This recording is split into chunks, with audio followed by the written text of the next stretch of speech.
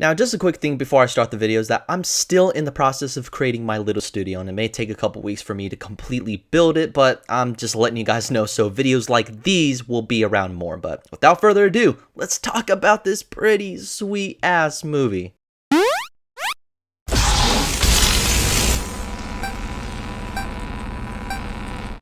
Okay guys, so Don't Breathe. So Don't Breathe follows the story of a young girl named Rocky, and as her and her friends dream of moving away from their hometown due to dysfunctional home lives, they're in the occupation of robbing houses and selling materials for money. They soon find out that there's a house that's holding about $300K in cash, but the whole house that appears to be abandoned is owned by an older blind man. So they're like, oh okay, we'll break in, take the money, we won't have to do this job again, which they later find out that the blind man is way capable of self-defense. As the kids realize that the blind man is more than what he seems, they find themselves eventually trapped in his home. Finding their way out, they have to be more quiet than usual. Alright guys, so Don't Breathe is the newest suspense horror thriller that comes from the guys that brought us the new Evil Dead remake in 2013, which for what it was, I enjoyed for the work being put into it. All the practical effects, props, good stuff like that, that's a good callback to classic horror in a way. So once the trailer showed that those guys were making Don't Breathe, I was pretty pumped for it, to be honest. Now all the hype and anticipation I had absolutely paid off, because Don't Breathe is one of the most interesting theater experiences I've had in 2016. It was way cool. Now starting off with some of the acting, you got Jane Levy as Rocky, who gives a really good performance playing as this girl who has motivation as to why she's doing what she's doing, and when it comes down to it, she can display her fear extremely well. They give a little backstory why she robs houses, and even though you still kind of find her to be a punk kid at times, you understand the motivation and that deep down within her character, there's somebody who has a lot of heart. Then you got the kid from the movies like Alexander and the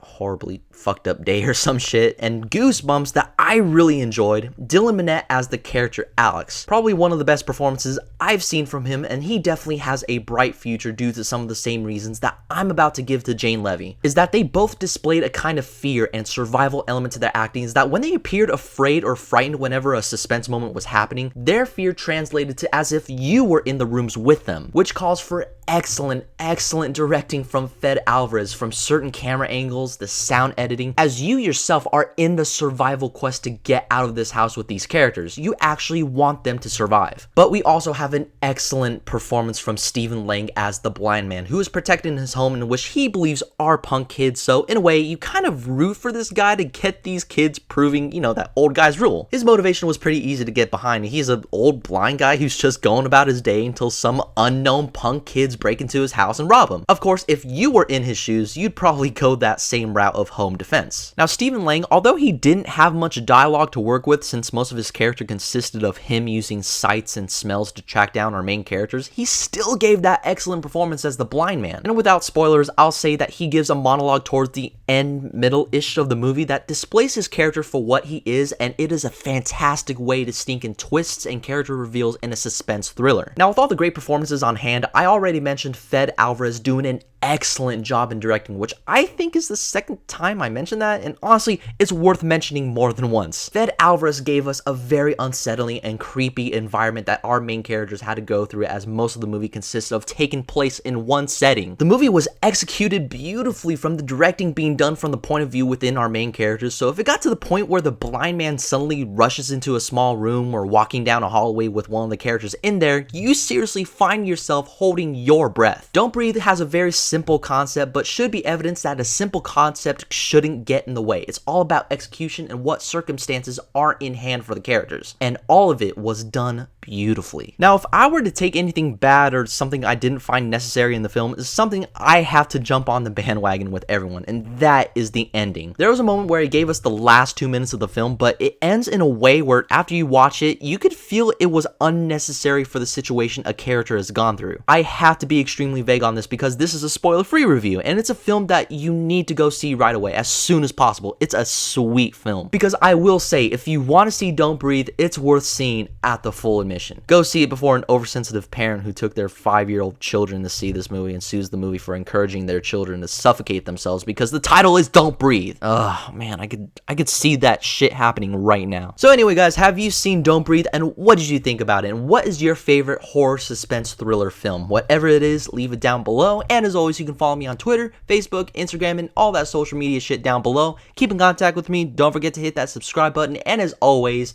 may the force be with you.